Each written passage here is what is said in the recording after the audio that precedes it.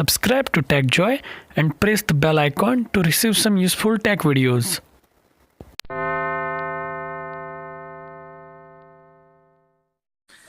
Hey, what's up guys, I'm your buddy Parikshit Shrimali and I welcome all of you to my channel TechJoy.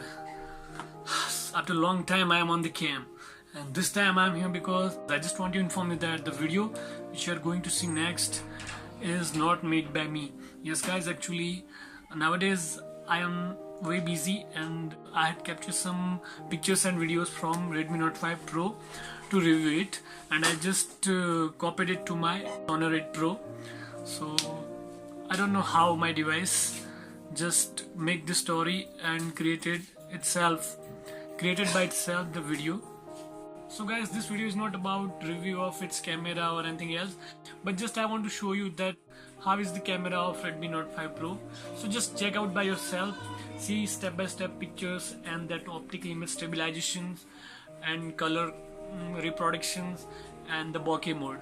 So I'm definitely going to make a review on it, but this is only for to check that how it's camera. So you check out by yourself. Thank you guys.